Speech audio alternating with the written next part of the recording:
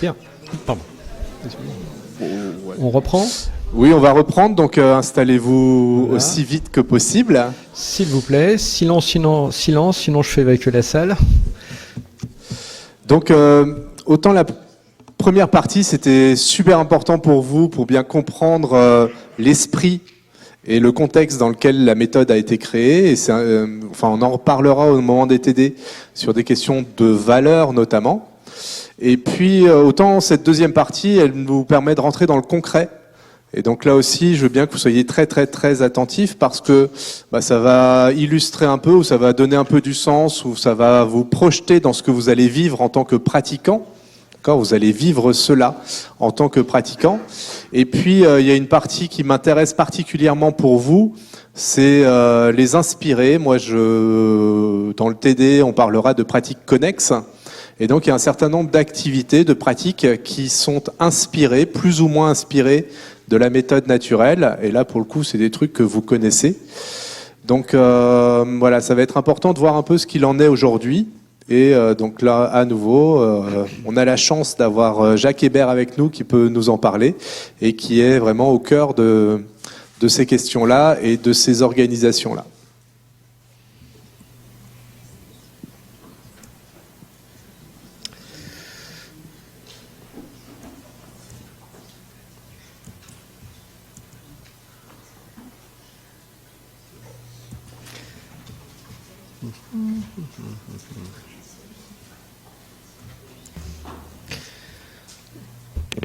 Donc je vais reprendre avec des mots peut-être plus actuels ce qu'on appelle entre nous le tome 1, donc le premier livre de Hébert, et commençons d'abord par l'objectif. Pourquoi faisons-nous du sport ? De quoi avons-nous besoin ? Qu'est-ce que c'est qu'être fort ? Qu'est-ce que c'est qu'être en forme ? On fait du sport pour combler une lacune. Les animaux ne font pas de sport dans la nature. Les Indiens d'Amazonie ne font pas de sport. Moi, j'ai jamais vu un tigre faire des burpees. Ou un lapin dire je fais mon échauffement, puis après je ferai mes pompes. Mais j'ai jamais vu un Indien d'Amazonie faire de l'haltérophilie non plus, ou du crossfit. Ceux qui vivent à l'état de nature n'ont pas besoin de faire du sport. La pratique d'activités régulières et utilitaires suffit à obtenir un développement physique harmonieux. Prenez le tigre, il ne fait pas de burpees. 280 kg de muscles, parfaitement réglés pour ce que ça a à faire. Même chose avec l'antilope. En fait, nous vivons comme des animaux dans un zoo.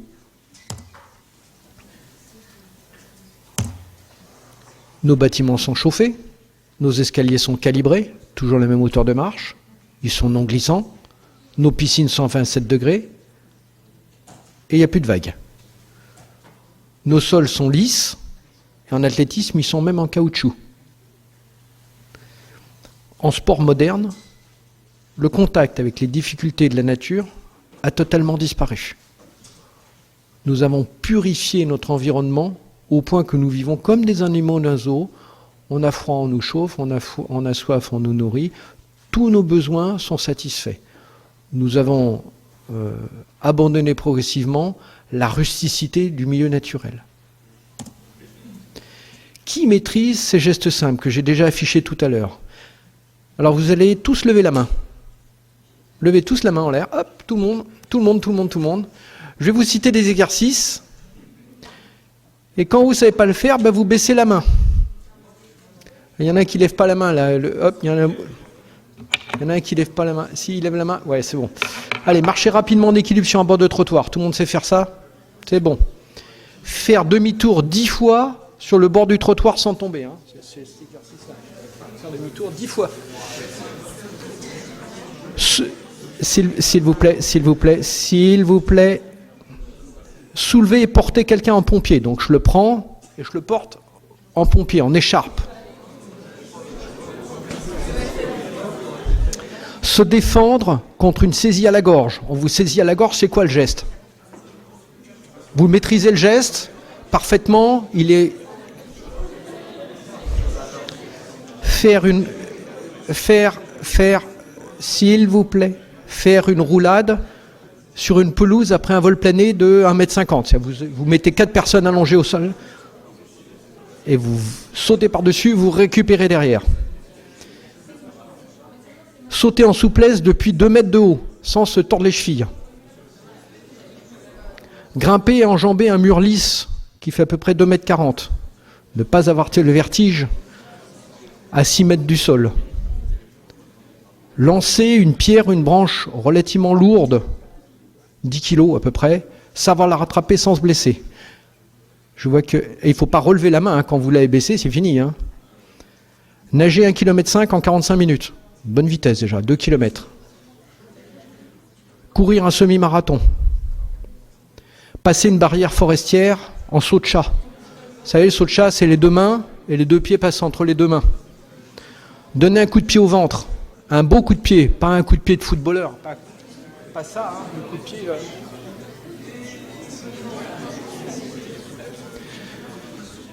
Bon. Alors pour répondre à une question que j'ai vu quelqu'un m'avait fait un signe de la tête, moi je fais tout ça.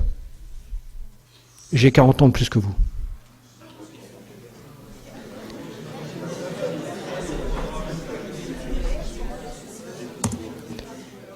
Alors, ces gestes naturels sont des gestes naturels simples. Tous les petits-enfants font ces gestes-là. Alors à leur niveau, bien sûr, hein, évidemment. Ils ne font pas de marathon. Les enfants, les petits-enfants, sont des hébertistes, sans le savoir. Quand la cloche de l'école sonne dans une école primaire, qu'est-ce que font les gamins? Ils sortent, sans échauffement.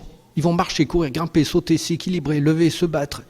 Ils vont faire, comme des petits animaux, les gestes qui les entraînent à développer toutes les facultés de leur corps en environnement naturel. Et nous, adultes, nous sommes progressivement déprogrammés de tous ces gestes naturels. Nous avons perdu ces capacités naturelles. Nous les avions à notre niveau, bien sûr, quand nous étions enfants. Et nous les avons perdus. Les enfants savent tomber sans se faire mal. Ils savent donner des coups, parfois un peu trop. Tous ces gestes-là, ils les maîtrisent. Et nous, adultes, on les a perdus. Prenons des photos d'Indiens d'Amazonie. Pas de muscles saillants. Hein. C'est pas des montagnes de muscles. Hein. Il y en a même qui ont un peu de ventre. Pourtant, ces gens-là, ils sont capables de courir pendant des heures, franchir tous les obstacles.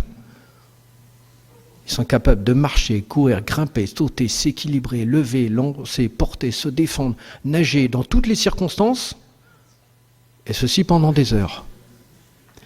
Et ce qu'on nous propose maintenant comme modèle sportif, c'est ça. Qui est fort? Est-ce que c'est celui de droite, en bas à droite? Lui, il est fort probable que si on le met en forêt et qu'on lui demande de marcher, courir, grimper, sauter, s'équilibrer, lever, lancer, porter, se défendre et nager pendant 4 heures, il ne le fera pas. Hein. Il n'a pas un poil de graisse, il ne pourra pas tenir. Il n'aura pas l'endurance pour le faire. Il a des muscles abdominaux complètement anormaux. Les muscles abdominaux sont des muscles de posture. Ça sert à se tenir droit. Là, il a renforcé de manière artificielle ses abdominaux pour que ça se voit bien, ça plaît aux filles. Mais regardez les Indiens d'Amazonie. Ils n'ont pas de muscles saillants. Voilà, donc quand on pose cette question-là, la question c'est de savoir pourquoi sommes-nous faits? Pour mon grand-père, être fort, c'est aller vite et loin en franchissant en groupe toutes les difficultés que la nature nous offre. Être fort, c'est être ce pourquoi nous sommes faits. Pourquoi sommes-nous faits? Et l'idée de Hébert, et on y reviendra tout à l'heure, si je fais les gestes pour lesquels je suis fait, alors j'obtiens exactement ce pourquoi je suis fait. Citation de mon grand-père, la vraie force réside non pas seulement dans les muscles, le souffle et l'adresse, mais avant tout dans l'énergie qu'il utilise, la volonté qui la dirige et le sentiment qui la guide. Être fort est fort celui qui a développé son potentiel au maximum. Et pour ça, il faut se comparer en permanence à son propre potentiel, sa propre physiologie, et non pas aux autres. Le sport, je me compare aux autres par l'intermédiaire d'un adversaire direct ou éventuellement un chronomètre, un temps, enfin bref, une équipe. Je suis tout le temps en opposition avec quelqu'un d'autre et le but c'est de le battre. Et c'est pas ça chez Hébert. Chez Hébert, le but c'est simplement d'obtenir ce potentiel maximum.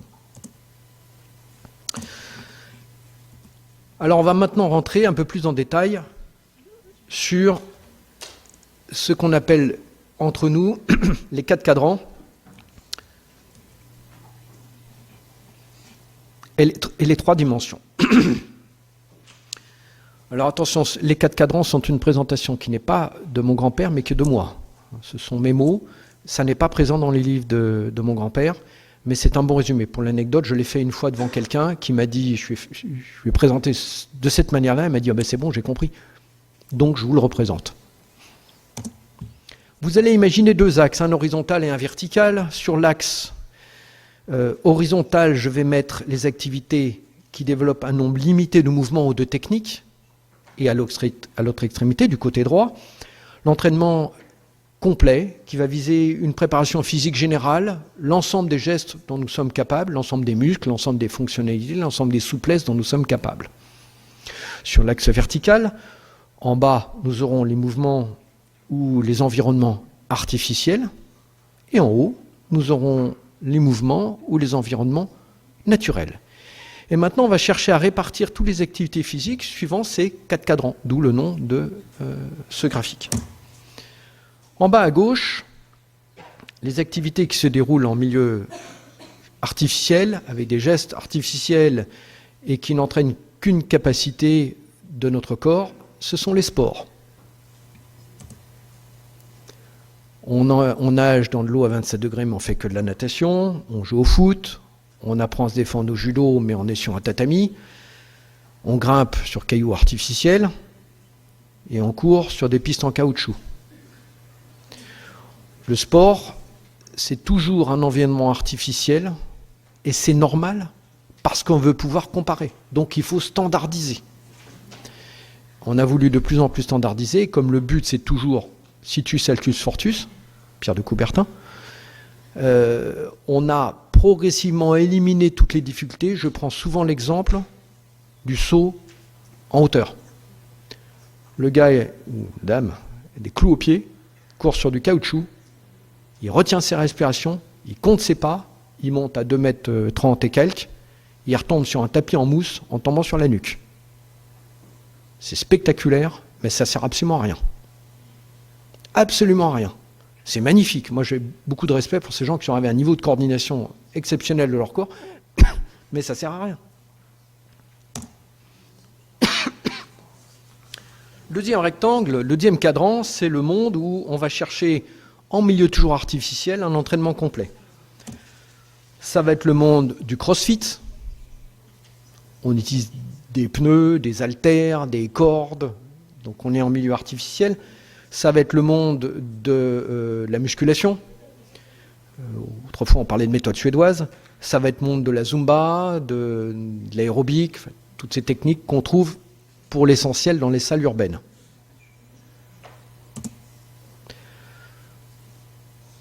Dans le cadran en haut à gauche, des activités qui sont toujours à type partiel, mais qui cette fois-ci se déroulent en milieu naturel.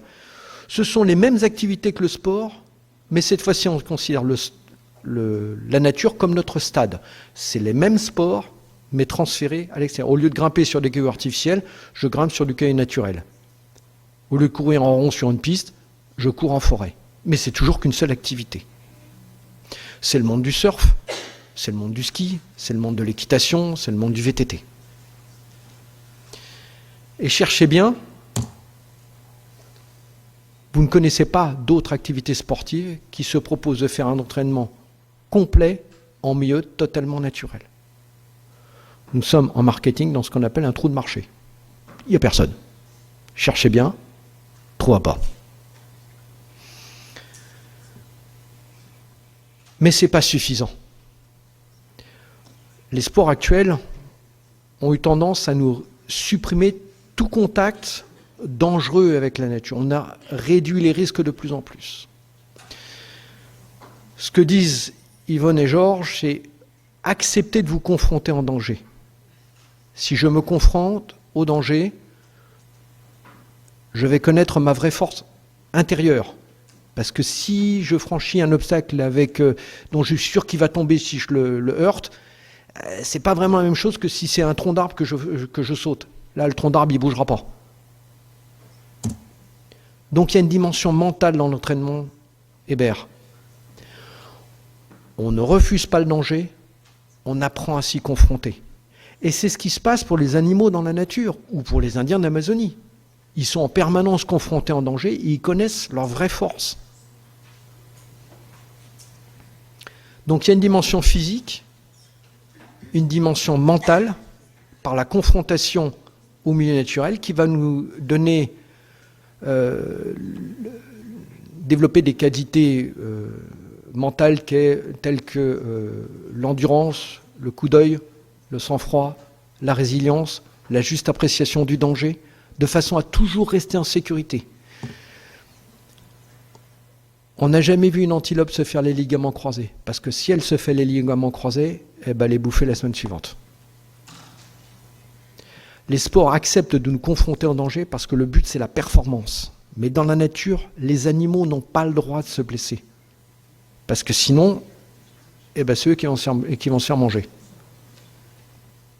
Donc ils sont toujours en deçà de leurs possibilités. Et ils ont toujours une juste appréciation du danger. Mais ce n'est pas suffisant. Physique, mental, mais social. Je peux être très fort physiquement et mentalement. Le terroriste, le violeur, l'agressif, le violent, ils sont forts physiquement et mentalement. Mais ils utilisent cette force physique et mentale à des fins sociales délétères. Nous considérons, nous, que l'entraînement doit être complet, physique, mental et social. Notre but, c'est, et je reprends la phrase de Hébert, la vraie force réside non pas seulement dans les muscles, le souffle, l'adresse, la dimension physique, mais avant tout dans l'énergie qu'il utilise, la dimension mentale, et la volonté qui la dirige, ou le sentiment qui la guide. Dimension sociale. Notre devise à nous, c'est être fort pour être utile à soi et aux autres. En entraînement naturel, on est tout le temps avec les autres. Je m'explique. En sport, je vous ai dit qu'on est toujours contre l'autre, ou contre une autre équipe. En entraînement naturel, on passe son temps à se donner la main, à se porter mutuellement, à éventuellement se bousculer mutuellement, à jouer ensemble. Nous sommes vraiment dans une construction sociale très inclusive. Ça correspond bien aux demandes du moment. Quand on vous dit que le sport est inclusif, c'est vrai et c'est faux. Il y a une partie inclusive dans le sport, effectivement, on est en groupe. Mais réfléchissez bien, en sport, vous êtes toujours classé par sexe, par ville, par département, par région, par pays, par couleur de ceinture, par poids. Ce qui fait que vous finissez par être en face de gens qui sont à peu près votre alter ego. Alors qu'en entraînement naturel, on va reproduire ce qui se serait passé à l'état de nature, on va être de niveaux très différents, et les plus forts aideront les moins forts. Voilà, donc c'était ce qu'on appelle donc les 4 cadrans et les 3 dimensions, physique, mentale et sociale.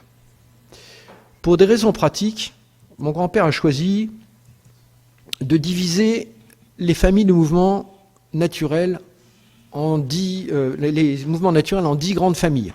C'est pas lui qui l'a inventé, c'est Demenny qui parle de 8 familles. Mon grand-père a ensuite redivisé 2 familles de Demenny pour en faire 10. Les mouvements naturels, c'est toujours un socle de motricité fondamental. On ne cherche pas la perfection technique, on cherche à est-ce que tu es capable de. Souvenez-vous de la liste de questions que je vous ai posées. Est-ce que tu sais faire ça? Je ne te demande pas si tu le fais techniquement bien, je ne vais pas te noter, mais est-ce que tu sais faire? Ces 10 familles de mouvements naturels couvrant l'ensemble des activités humaines de base. Je vous disais, tous les enfants font ça. Naturellement, ils vont aller chercher tous les registres de l'entraînement. Un petit enfant, naturellement, il voit un trottoir, il se met en équilibre, il cherche à marcher en équilibre dessus. Il s'entraîne naturellement. Ce sont des mouvements naturels et instinctifs. Chez nous, nous ne travaillons pas le geste. On ne cherche pas la perfection technique. on considère que c'est la répétition du geste technique qui finira par aboutir à sa perfection. Le geste parfait est atteint quand il n'y a plus rien à retirer. Je reprends l'exemple du tigre. Il est capable de sauter 4 mètres et d'arriver en équilibre, exactement en équilibre sur la branche. Il n'y a rien à retirer, tout est parfait. Même chose pour le chat. Ce sont des mouvements utilitaires. On cherche toujours le geste qu'on aurait pu faire si on avait été dans la nature. Nous avons pas ou très peu de gestes analytiques, techniques ou standardisés. Il y a quand même quelques gestes standardisés, mais toujours dans le but de pouvoir faire un geste naturel. Par exemple, nous allons demander à ce que les gens travaillent les tractions, parce que le but c'est de pouvoir grimper. Mais on ne travaille pas les tractions pour en faire plus que le copain. On travaille les tractions pour avoir un renforcement. De la même manière, mon grand-père insiste beaucoup sur l'attitude correcte du buste. On est toute la journée comme ça. Il dit redressez-vous. Donc on a très peu de gestes de redressement. Mais c'est pour compenser un mode de vie un peu déficient sur ce point-là.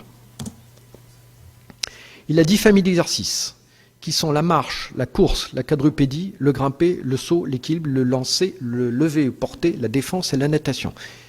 Quand je vous parlais de charte graphique, nous avons décliné le logo principal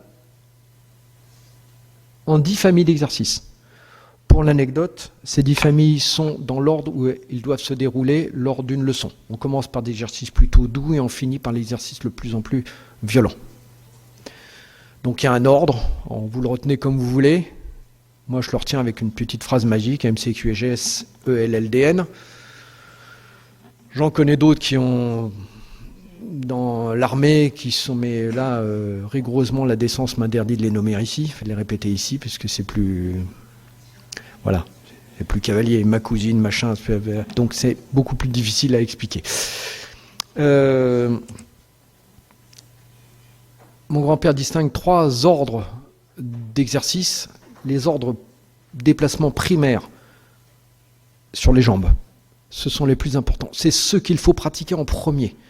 Si vous ne faites qu'une seule chose, courez, marchez et courez. Si vous ne devez faire qu'un seul exercice, commencez par ça. L'exercice de deuxième ordre, qui sont ici en bleu, on n'a pas 2 membres, mais 4 membres. Nager, grimper, quadrupédie et équilibre, qui n'est pas vraiment les 4 membres, mais qui est une condition d'exercice des autres familles d'exercices. Je peux marcher, mais je peux marcher en équilibre. Je peux courir, mais courir en équilibre. Je peux faire de la quadrupédie et faire de la quadrupédie équilibre. C'est une condition d'exercice des autres familles. Et en couleur rouge, les interactions ou manipulations, les lancers, les portées et la défense. Attention, la défense chez Hébert, c'est pas la bagarre, c'est pas le combat. Ça peut être le combat, ça fait partie aussi de ce que nous apprenons, mais c'est aussi tous les jeux d'interaction. Tirer à la corde, se pousser, se déséquilibrer, se mettre à 2 contre 1. Donc c'est tous ces jeux d'interaction sociale. Tout ceci donne un socle de préparation physique générale accessible à tous qui ouvre à toutes les spécialisations ultérieures. Par ailleurs, nous accueillons très volontiers toutes les activités ludiques, sportives, artistiques, artisanales qui sont encouragées en complément.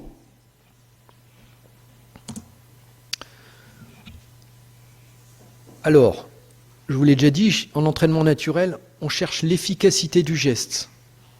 Le mot à la mode en ce moment, c'est efficience. Es-tu capable de faire deux? Voilà. L'efficience du geste, la fluidité, ce que les gens du parcours appellent le flow.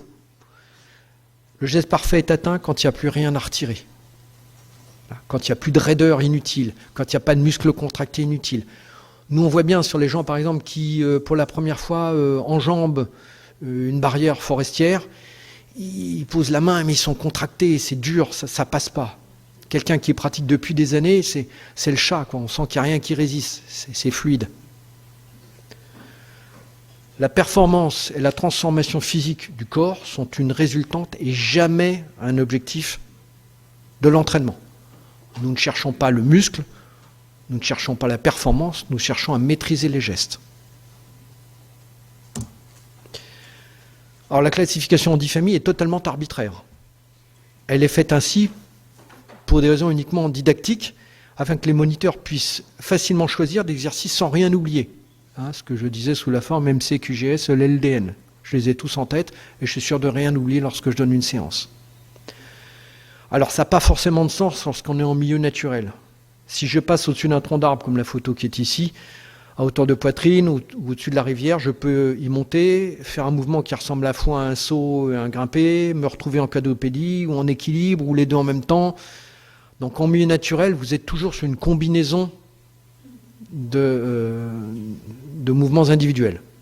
Au plateau, on verra tout à l'heure ce que c'est que le plateau, on peut se permettre de travailler chaque famille individuellement.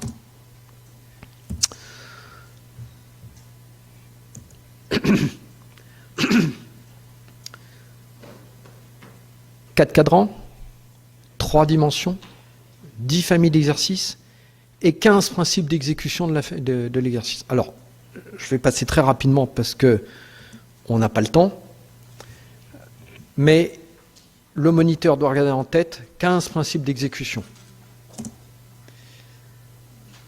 Je vais vous les citer très rapidement, mais vous allez en retrouver qui sont de passer dans l'usage commun de nos jours.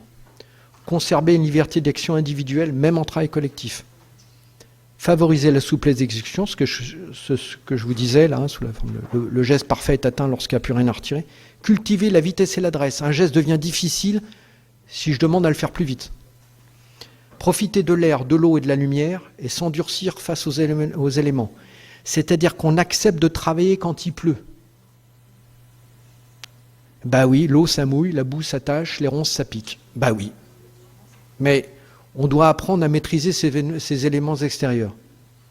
Laisser la joie s'exprimer. Ça, c'est typiquement la trace de ma grand-mère.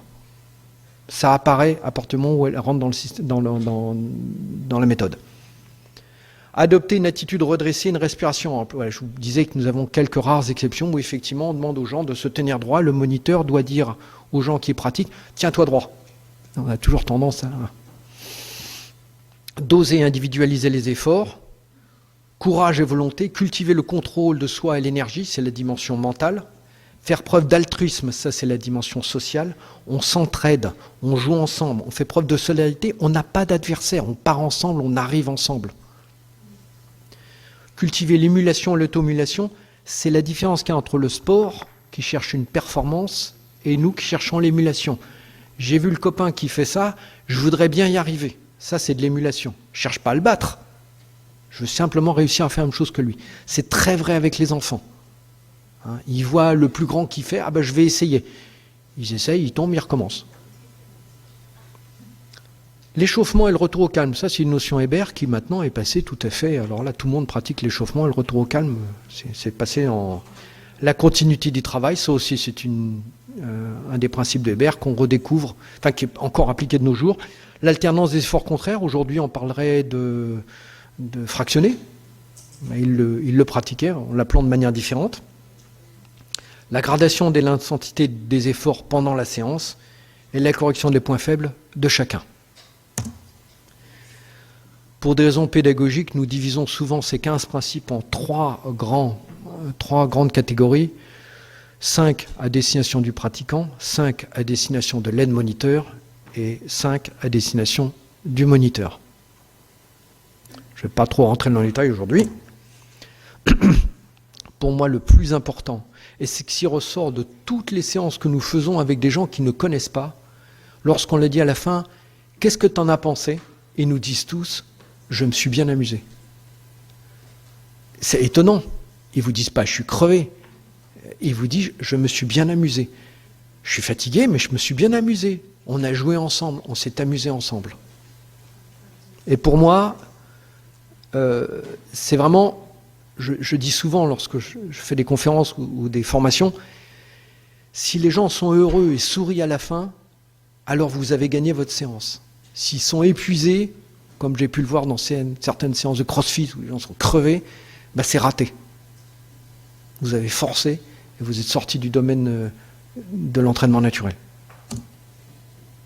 Alors, je vous le disais, certains principes sont connus de tous aujourd'hui. L'échauffement, le retour au calme, l'alternance, qu'on appelle le fractionné, la progression des efforts, et ce qu'on appelle le flow, c'est-à-dire l'efficience du geste. Alors, chez nous, il y a des phrases qu'il faut oublier. Chez nous, on ne fait pas de cardio. On ne va pas travailler les abdos, on ne va pas travailler le haut du corps, on ne va pas faire de dips, de burpees ou faire du fractionné. Chez nous, ça n'existe pas, ça. On fait des mouvements en milieu naturel, et le cardio, les abdos, le haut du corps, les burpees, le fractionné seront des conséquences de ces mouvements. Mais jamais ce que nous allons travailler en direct. Nous bougeons en milieu naturel, la force, la souplesse, l'endurance, la vitesse, la justesse du geste seront des conséquences dans l'entraînement et jamais ce que nous travaillerons en direct.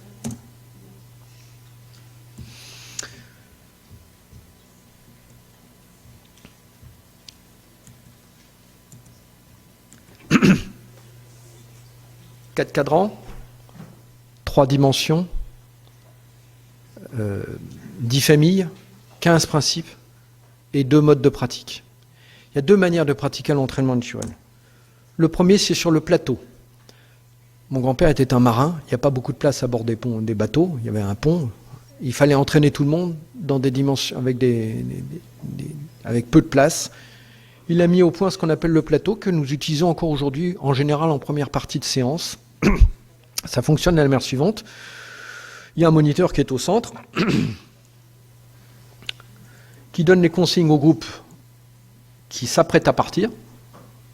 Le groupe jaune, le groupe bleu a fini. Le groupe bleu est sous la conduite du numéro 1, qu'on appelle le chef de vague, et c'est comme les vagues qui arrivent au bord du rivage. Le numéro 1 est le chef de vague, il ramène sa vague sur le côté, et comme c'est le cas par exemple pour les vagues vertes et les vagues rouges, elles se remettent en position pour un nouveau départ, et le moniteur leur donne l'exercice suivant. Alors c'est un énorme avantage. D'abord on fait du fractionné sans le savoir. On peut faire un dosage par sous-groupe. Je peux avoir un groupe d'enfants et un groupe d'ados qui ont entre 15 et 25 ans très forts, dans 2 vagues différentes. Ça a l'avantage de responsabiliser ce qu'on appelle les chefs de vague, c'est-à-dire des gens qui peuvent éventuellement évoluer vers le monitorat par la suite. Ce sont des gens qui ont déjà un peu de pratique, qui connaissent les gestes, donc on lui dit, toi tu fais de la course en saut d'allégresse, il sait ce que c'est, il peut le montrer à sa vague. On est en continuité d'effort, on passe son temps à se déplacer, on ne s'arrête pas. Moi j'ai souvent vu dans des cours d'école où les gamins grelottent pendant que le professeur explique ce qu'il faut faire. Non, là on est tout le temps en train de bouger. Et ça permet d'avoir un grand nombre de pratiquants. Typiquement, un plateau, on peut entraîner une trentaine de personnes. Moi, j'ai déjà dirigé des plateaux avec 60 personnes. Ça vient sportif, mais j'avais des chefs de vague qui connaissaient très bien leur truc. 30 personnes, tiens, c'est à peu près la taille d'une classe. Classe d'école. Alors, c'est un inconvénient, c'est justement l'aspect un peu scolaire et militaire. Ça passe pas toujours très très bien auprès de gens qui connaissent pas la méthode. Ah bah oui, mais c'est barbant, on est toujours sur le même endroit, etc., etc. Les gens qui connaissent un peu savent que ça nous sert à travailler les gestes qui nous seront utiles par la suite en forêt. C'est pas en forêt qu'on va apprendre à tomber en marche arrière. C'est pas en forêt qu'on va apprendre à faire une roulade par-dessus le 1,50 m que je citais tout à l'heure. Donc ça, on l'apprend au plateau. Donc ça permet de travailler de manière un peu plus analytique des gestes qu'on aura à faire ensuite en forêt. Le deuxième mode, celui qui est connu, c'est celui du parcours. Donc en général, on a une carte sur laquelle on a des spots qui sont indiqués. Voilà. Et puis le moniteur décide dans le début de séance, se dit aujourd'hui on va faire ça, et il revient en point de départ. Le parcours, tout le monde l'adore. En général, en fin de plateau d'échauffement, les gens disent bon, c'est quand qu'on va en forêt? Et là, les gens se reconnectent à la nature. Donc, je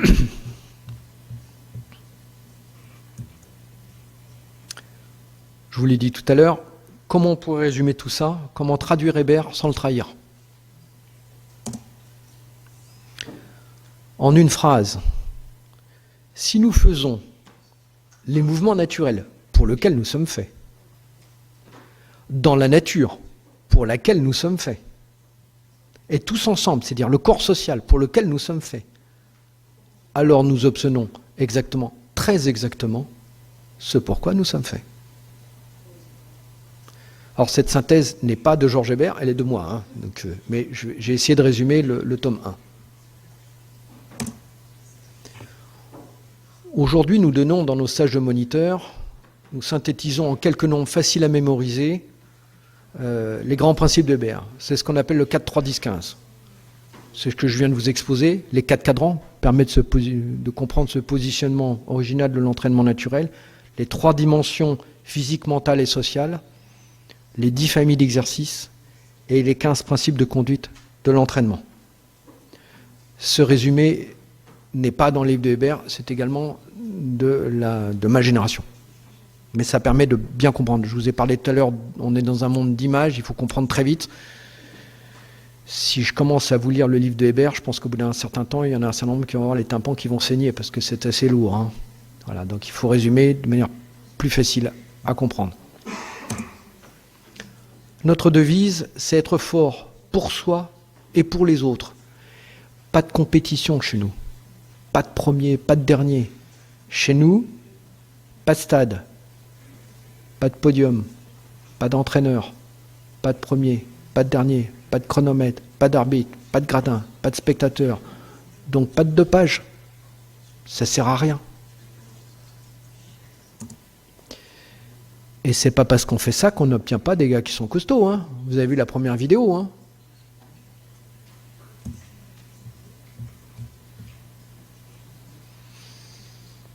Je vais maintenant faire une petite incise sur, en deuxième partie, sur les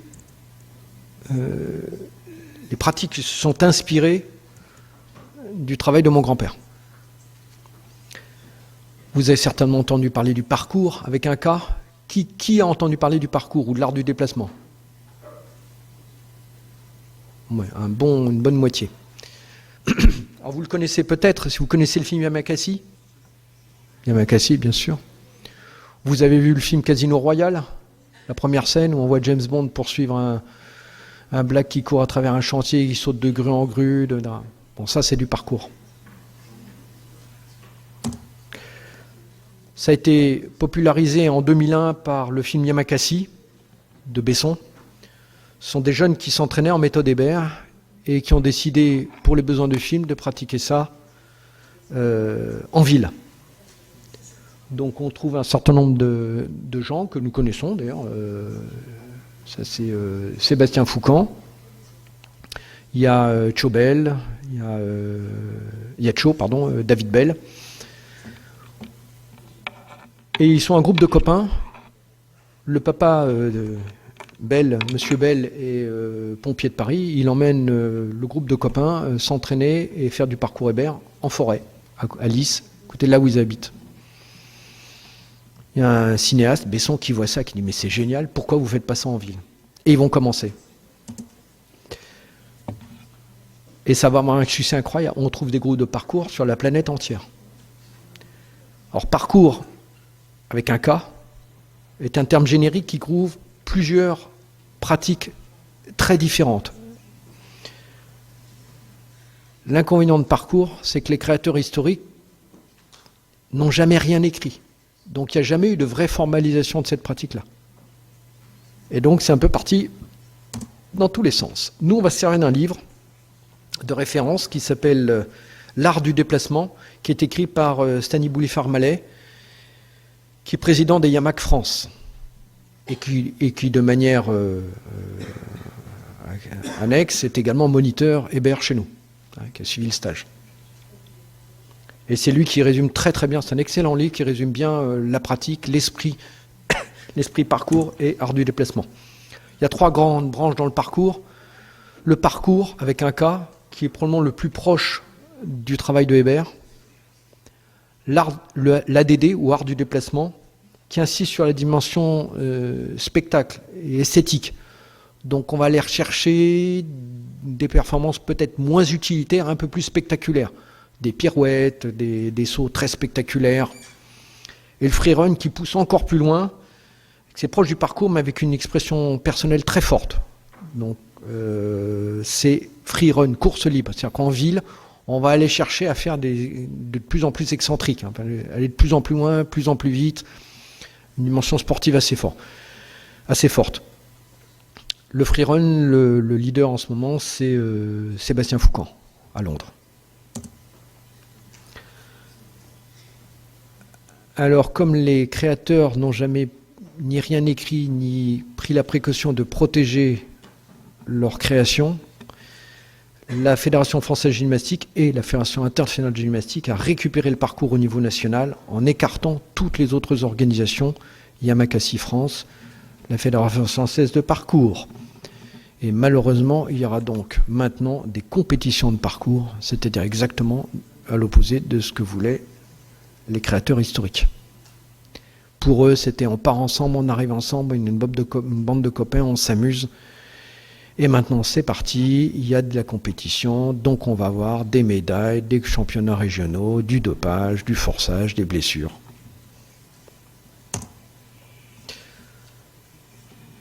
Alors en parcours, il n'y a que 5 familles de mouvements.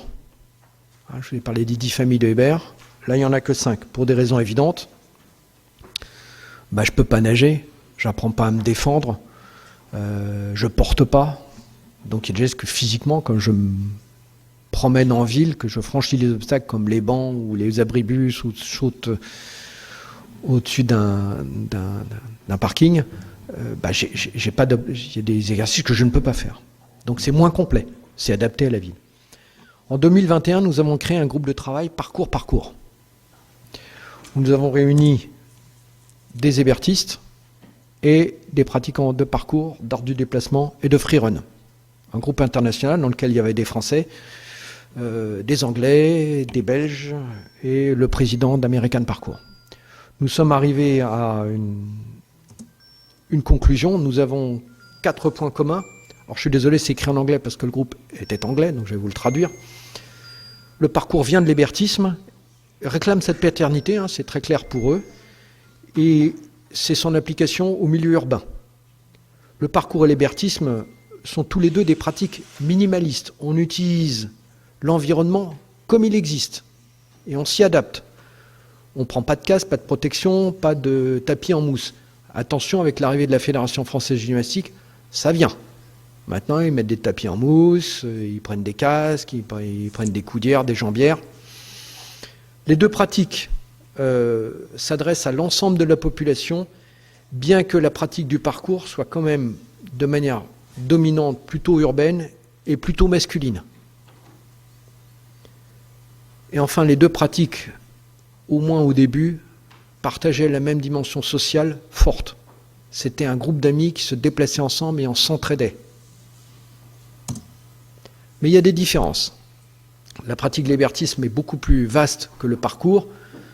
Les hébertistes pratiquent la marche, la course, la quadrupédie, le grimper, l'équilibre, mais également le lever, le lancer, le porter, la défense et la natation, qu'évidemment on ne peut pas pratiquer en parcours.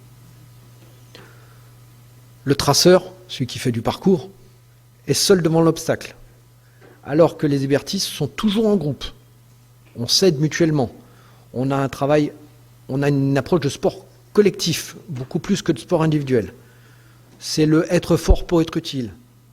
Donc on s'aide tout le temps mutuellement. On passe son temps à se faire la parade, à se porter mutuellement, à s'entraider. Le parcours insiste beaucoup plus sur la perfection technique. Il y a des laboratoires, il y a un STAPS, par exemple, de Besançon, qui travaille sur les gestes de parcours et comment améliorer l'impulsion, la réception, les roulades. On n'a pas ça en méthode Hébert. Le parcours est également, et c'est une tendance actuelle, est en train de se séparer entre des méthodes d'entraînement, mais de compétition et même d'activités artistiques. Il y a maintenant des épreuves de freerun où on note la performance artistique. La compétition est rejetée par de nombreux traceurs historiques qui privilégient une approche plus individuelle. Je travaille pour moi, je ne travaille pas pour le spectacle et pas pour être noté. Donc en 3 phrases, les deux pratiques partagent le même souci de l'environnement, de soi, du groupe et de l'environnement naturel, et l'environnement. L'hébertisme se pratique surtout en milieu naturel, la nature ou les parcs, et cherche une éducation complète à travers la 10 familles. Le parcours et son adaptation en ville, donc nécessairement réduite à un nombre limité de familles d'exercice. Alors, il y a une filiation assumée entre Hébert et parcours. Je vous cite les propos de Sébastien Foucan, que vous voyez ici dans le film Casino Royal, c'est la scène d'introduction du film Casino Royal. Je me considère chanceux d'avoir découvert la méthode Hébert à une époque où personne n'en parlait. La méthode Hébert m'a donné des valeurs et des codes qui ont forgé ma personnalité. Elles m'ont aidé de mon enfance et tout au long de ma carrière professionnelle, des pompiers de Paris à Hollywood et maintenant dans l'enseignement.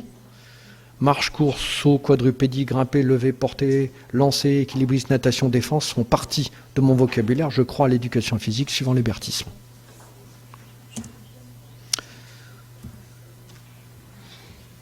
Est-ce que ça vous intéresse que je parle un tout petit peu de ce qu'on appelle le MoveNat? Qui connaît le MoveNat? Bon, on ne va pas en parler. C'est, en un mot, un hébertiste qui est venu voir mon père en 2004 en disant mais on pourrait peut-être gagner de l'argent avec. Bon, je fais court. Hein.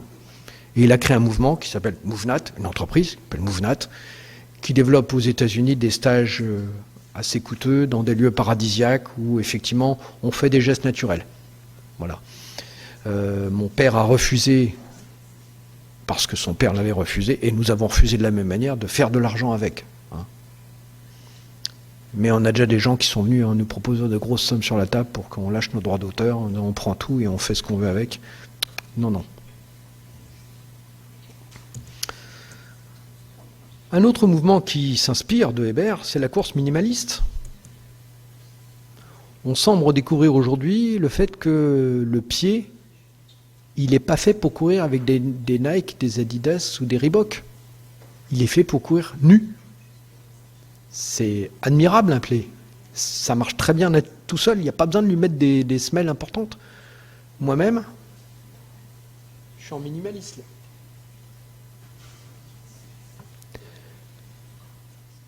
L'amortissement naturel, il est fait par le pied. C'est pas la peine d'aller chercher des coussins artificiels. Et si vous avez des coussins artificiels, il y a une partie, votre geste va progressivement se déformer pour s'adapter à ça, et vous ne courrez plus de manière naturelle. Vous courrez peut-être plus vite, c'est d'ailleurs le but de tous ces coussins, pouvoir courir toujours plus loin, plus vite, mais par contre, vous aurez peut-être d'autres dommages.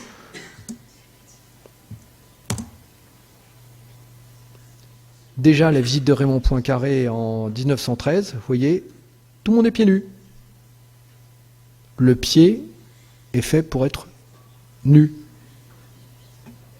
Alors, on ne le pratique plus pieds nus, on pratique en chaussures minimalistes, parce que nos forêts, maintenant, malheureusement, on trouve parfois des bouteilles cassées, des bouts de verre, la ferraille. Et accessoirement, là où j'habite, il y a des forêts de châtaigniers. Alors je vais vous dire, c'est compliqué. Hein. Ça pique. Donc ça aussi, ça vient de Hébert.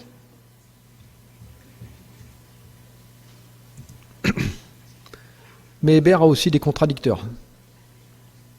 C'est pas obligatoire hein, d'apprécier l'œuvre de Hébert. On peut être contre. Hein. C'est pas...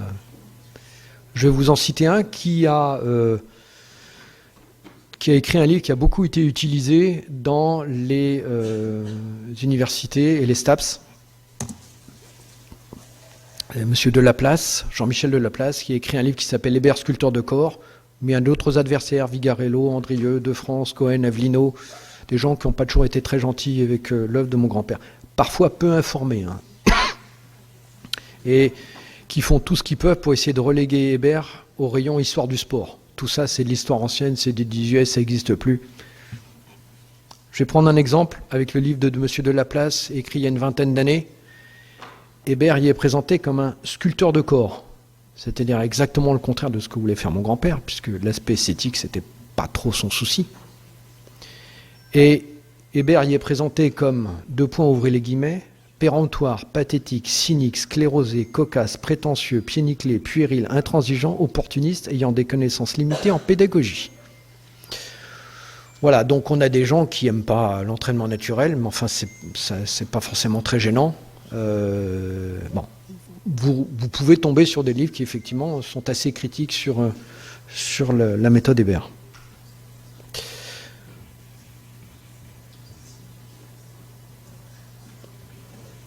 Alors je vous disais que nous avons créé une fondation dans laquelle nous avons légué l'ensemble de nos droits. En s'inscrivant donc dans la tradition de mon grand-père puis de mon père, nous avons renoncé à faire de l'argent avec tout ça. La Fédération naturelle regroupe les sympathisants et les clubs. Elle développe la mise en ligne de la méthode Hébert, nous en parlerons demain en petits groupes. Elle organise des formations de moniteurs. Il y a tout à l'heure quelqu'un qui est venu me voir, qui éventuellement envisage de faire la formation de moniteur. Il y en aura une du 2 au 4 mai 2024, partiellement en distanciel et partiellement en présentiel.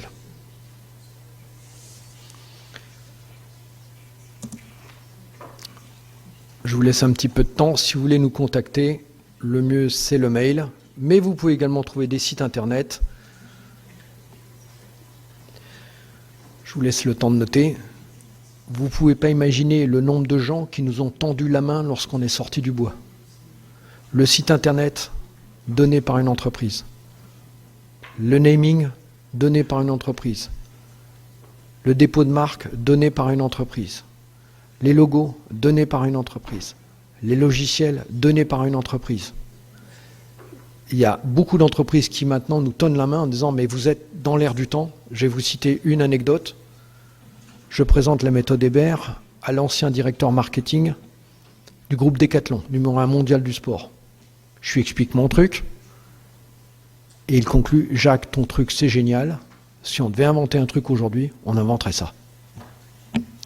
Donc il y a effectivement pas mal d'entreprises qui nous ont tendu la main et qui nous aident.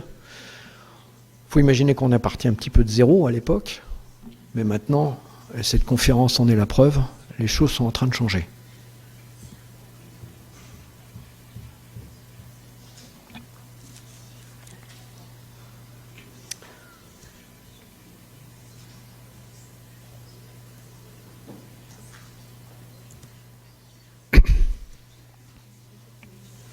Voilà, nous arrivons au bout on m'avait fixé un horaire, je vais essayer de le tenir. Je voudrais conclure maintenant et on va prendre un peu de recul. On a parlé de la vie de Hébert, on a parlé de logo, on a parlé de ce qu'on appelle le 4-3-10-15. Bon, on est descendu un peu dans la méthode. On va prendre un peu de recul et prendre un peu de hauteur maintenant. D'abord, je voudrais remercier chaleureusement Jean-Jacques parce que quand on a expliqué qu'on allait faire une conférence, alors là, ça ne s'était pas produit depuis un bon moment. Et ben, il est le premier à nous avoir invités.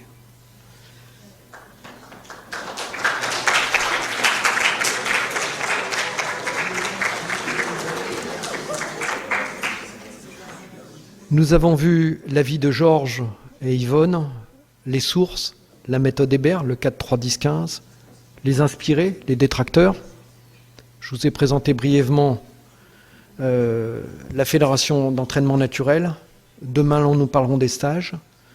Nous allons avoir une dernière partie qui s'appelle questions-réponses, mais avant, je voudrais prendre un peu de hauteur.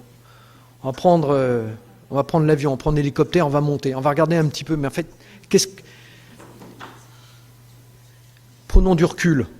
Ce qui est intéressant dans l'histoire ce qui est intéressant dans l'entraînement naturel, c'est pas l'histoire que nous raconte Hébert avec les mots de son époque, la manière de présenter de son époque, mais qu'est-ce que nous raconte cette histoire d'un homme et de son épouse qui, pendant un demi-siècle, a cherché ce que c'était que l'entraînement naturel. Qu'est-ce que ça nous dit, ça? Et qu'est-ce que ça nous dit aujourd'hui? Est-ce que c'est encore applicable? Regardons l'impact social. Le sport et comparons le sport et l'entraînement naturel. Les Jeux Olympiques, c'est 10 milliards d'euros. Quelques comparaisons. C'est une centaine d'hôpitaux en France. Ou bien 1,4 million d'allocations annuelles au RSA. Ou bien 2 porte-avions nucléaires. Ou bien 200 avions Rafale. Ou 25 000 professeurs pendant 10 ans. Vous choisissez là-dedans ce qui vous plaît. Hein. On parle de ça. Hein.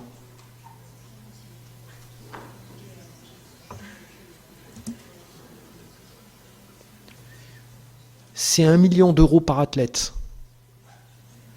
L'athlète qui viendra faire du breakdance en provenance du Kazakhstan, 1 million d'euros. Un groupe de footballeurs, un hôpital. 1 million d'euros par athlète. C'est 40 ans du salaire d'un animateur sportif.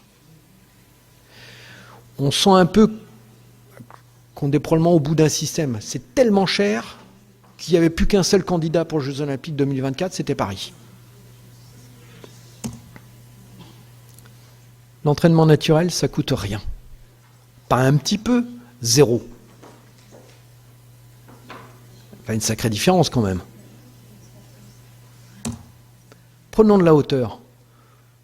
L'impact carbone. Alors ça, c'est la cerise sur le gâteau. C'était pas prévu, en tout cas pas par mon grand-père. Mais regardons. Un terrain de foot en gazon synthétique, ça coûte 700 000 euros. Ça dure 7 à 8 ans. C'est 8 000 euros par mois. C'est 700 tonnes d'équivalent carbone. C'est 6 voitures qui tournent à 50 km/h en même temps pendant que vous jouez au foot. Une piscine olympique, c'est 80 kW. C'est également 6 voitures qui tournent pendant que vous utilisez la piscine. L'entraînement naturel, c'est zéro carbone. Pas un petit peu, zéro. Il faut quand même se rendre sur place. Il faut aller à la forêt. Prenons un autre exemple. Prenons de la hauteur et je vais vous prendre une comparaison sur l'alimentation. On nous dit, et on a raison de nous le dire, qu'il faudrait manger bio, c'est-à-dire varié, simple, naturel, complet, peu transformé. En gros, plutôt les poules de gauche que les poules de droite. Et en sport, on nous fait tout le contraire. On a des sports qui sont peu variés, extrêmement techniques, totalement artificiels et qui ne font que des développements partiels du corps humain. L'entraînement naturel, c'est le sport bio. Si vous poursuivez le raisonnement de l'alimentation bio, dans le domaine du sport, vous tombez sur la méthode Hébert. Faites ce pourquoi vous êtes fait. Mangez ce pourquoi vous êtes prévu. Je vais finir par une touche un tout petit peu plus personnelle. Parce que cette conférence me tient beaucoup à cœur. Je tiens à citer cette anecdote que j'ai citée tout à l'heure à Armel. Il y a un demi-siècle, oui, je ne suis pas tout jeune, hein, je discute avec ma grand-mère. Je lui dis, tu comprends, mamie, on se moque de nous quand on va en forêt, qu'on marche à quatre pattes, qu'on porte des rondins, qu'on court en forêt. À l'époque, le jogging en forêt, ça n'existait pas. Hein. Qu'on marche en équipe sur des troncs d'arbres. On se moque de nous. On dit, pourquoi tu fais pas ça dans un stade? Pourquoi tu vas dans un gymnase?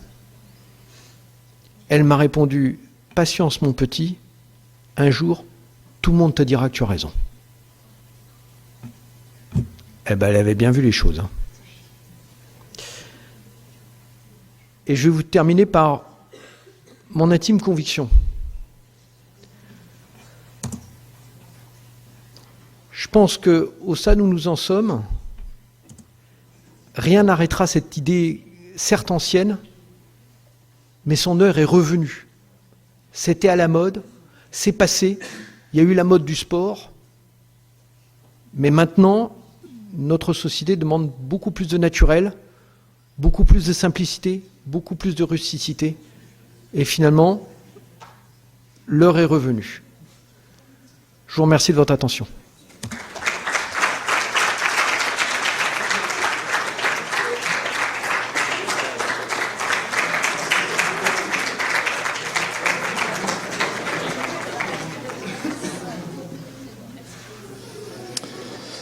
Bien, il nous reste beaucoup de temps pour des questions.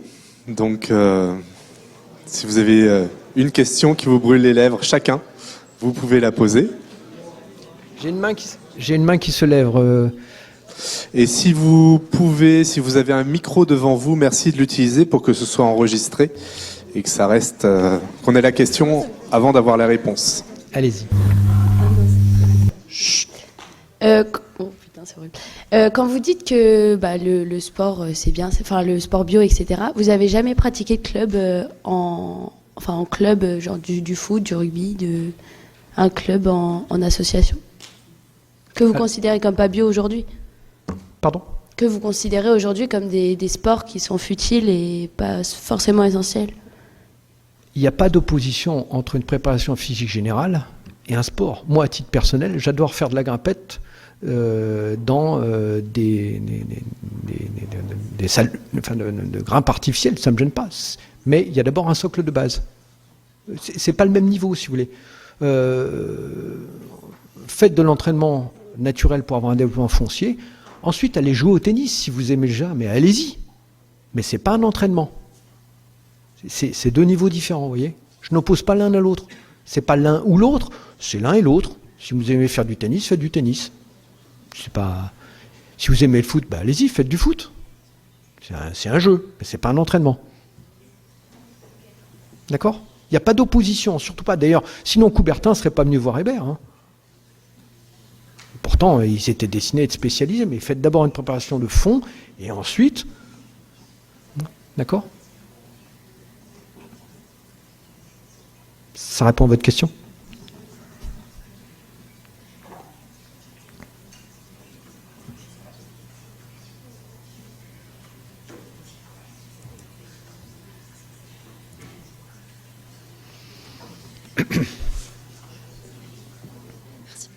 Bonjour et merci beaucoup pour votre présentation. Alors j'aurais une question sur l'essor de l'entraînement naturel actuellement que vous avez évoqué à la fin et j'aurais voulu savoir si cet essor vous le constatiez surtout au sein de votre fédération ou si d'autres sphères et notamment l'école et le PS vous semble pouvoir s'y mettre actuellement, voire même si vous avez des exemples d'établissements scolaires, collèges, lycées, avec des enseignants qui prôneraient le retour et l'utilisation de cette méthode.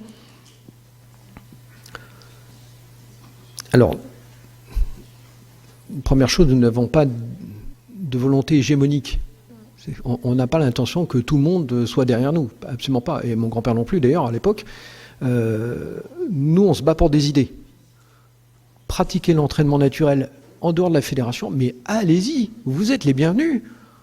Nous, on est là simplement pour dire, on pense que c'est bien. Alors maintenant, oui, effectivement, il y a des gens qui pratiquent que nous aimerions bien regrouper, parce qu'il y a quand même, on le sent, une certaine disparité des gens qui disent qu'ils pratiquent, et alors on se retrouve avec des choses comme hébertisme et yoga, ou hébertisme ceci. Bon. Ça serait mieux que tout le monde parle du même langage, mais nous n'avons... c'est pas gênant que les gens pratiquent, il n'y a pas de volonté hégémonique là-dessus. Hein. Allez-y, au contraire. Il y a des écoles qui pratiquent l'hébertisme, qui en font publicité, mais allez-y, il n'y a aucun problème. En fait, justement, ça m'aurait intéressé d'avoir des exemples là-dessus. Puisque, dans mon village, par exemple... Dans nos formations, justement, pour nos futurs enseignants de PS, moi, je trouve ça intéressant de les sensibiliser à cet entraînement naturel et ces valeurs-là, plutôt que ce qu'on voit actuellement en EPS, que moi, j'ai du mal à supporter des élèves qui font du step devant un écran, avec une tablette. Et c'est vrai que moi, j'essaye de sensibiliser les étudiants aux valeurs que vous avez indiquées là. Et c'est pour ça que je me demandais si vous aviez des exemples... d'établissements les utilisant et ainsi de suite, quoi. Oui, alors on pourra voir ça en off derrière, mais oui, effectivement, je peux vous indiquer. Ce que je vois, moi, qui ai vécu toute l'évolution depuis ma grand-mère jusqu'à aujourd'hui, c'est que ça revient par les jeunes. Ça revient par les jeunes. Ce sont des élèves du STAPS de l'année dernière qui nous ont contactés. Parce qu'ils sont tout le temps sur Internet, ils nous ont trouvés, etc. Et on a une vraie demande. Hein. En plus, c'est zéro carbone. Ça correspond vraiment à la demande du moment. C'est simple, c'est rustique, c'est pour tout le monde. Je vais vous raconter une anecdote. Je discute avec un général des pompiers qui me dit, mais mes gars, ils font du crossfit, ils font de la muscule, ils font... Et je lui dis, mon général, je vous emmène en forêt, on fait un entraînement. Je vais vous lancer un rondin, vous allez le rattraper, on va viser ensemble une cible, on va chercher à se renverser mutuellement lorsqu'on est en équilibre sur un tronc d'arbre. Je vais vous porter, vous allez me porter, je vais chercher à vous donner des claques au visage, vous allez les éviter. je peux vous garantir qu'à la fin de la séance, on n'a pas les mêmes rapports humains. Et il m'a dit, vous avez tout à fait compris. Donc, on voit bien qu'on entre en résonance avec les demandes du moment. Tout ça, il faut le formaliser, mais c'est pas forcément... on veut être le président de rien du tout. Hein. C'est pas, voilà, allez-y, prenez-le. Hein. Moi, j'ai une question dans la continuité. Mais c'était un écueil déjà, enfin c'était un problème déjà il y a fort longtemps quand la méthode Hébert était la méthode de l'instruction publique et de l'éducation nationale. L'éducation nationale a un besoin de noter. Il faut classer, il faut hiérarchiser les élèves. Et c'est le problème que je rencontre avec mes étudiants aussi. On me demande de produire une note. Vous aurez une note sur cette pratique-là. Et donc on en parlera ensemble et il y a un travail à faire par rapport à ça. Et donc mais ça rejoint donc la question précédente, c'est dans la perspective d'une réintroduction de cette pratique-là dans l'éducation nationale, comment faire en sorte que les enseignants puissent utiliser cette méthode-là et répondre aux injonctions de l'institution qui est quand même de hiérarchiser les élèves et de dire qui est meilleur en méthode naturelle par rapport à quelqu'un qui est moins bon. Alors ça a été prévu. Hein. Quand mon grand-père a commencé avec les mousses de Lorient, puis avec les commandos de marine, il a prévu des échelles d'évaluation. Il y a une douzaine d'exercices de base qui couvrent à peu près l'ensemble de toutes les pratiques. Marche, course, quadrupédie, saut, etc., etc. Et il notait ses élèves. Il a étendu progressivement au cours des années à 40 familles. On a même des trucs amusants comme la tenue en apnée, par exemple. Voilà. Des courses sur diverses distances pour les hommes, pour les femmes, toutes les tranches d'âge. Et nous disposons encore, dans un livre qui s'appelle Le Code de la Force, qui est le résumé de centaines de milliers de mesures qui ont été faites, qui permet effectivement d'évaluer les enfants, puis les adultes, sur une échelle de 12 familles, 12 exercices types, qui couvrent à peu près l'ensemble de... C'est pas le but. Hein. Le but, c'est vraiment l'entraînement complet, mais il faut mesurer. Et il a eu besoin de ça au début, parce que personne ne croyait à sa méthode. Donc il s'est dit, je vais mesurer les performances. Et il a constaté qu'effectivement, il y avait une amélioration de la condition physique générale, et il a continué au cours de sa vie. Alors, j'en ai pas parlé aujourd'hui, mais ça existe, ça s'appelle le Code de la Force. Nous avons tenté, il y a 2 ans, de mettre ça en ligne, mais c'est d'une complexité à mettre en place. Donc, ça fait partie de nos projets, on en a beaucoup, mais celui-ci en est un. Oui, de mettre en place le Code de la Force, et ça permettrait de savoir si je suis un athlète complet ou pas. Est-ce que vous avez d'autres questions ? Alors pour finir, j'aimerais prendre une balle au bond, c'est celle de la formation du 2 au 4 mai, c'est ça ? Donc moi je suis assez intéressé pour la faire, pour la suivre. Je vais demander un financement à l'université parce que ça fait partie de mon travail de me former pour vous encadrer du mieux possible. Mais donc tant qu'à faire d'y aller, si certains parmi vous sont intéressés, n'hésitez pas à prendre contact avec moi en priorité et puis je relayerai auprès de Jacques. Voilà, tant qu'à faire d'y aller à 1, autant y aller à 4 ou à 30. Mais donc voilà, si vous êtes intéressé, prenez contact avec moi pour cette formation. Et puis pour finir, je vous propose d'applaudir encore une fois Jacques Hébert pour le remercier.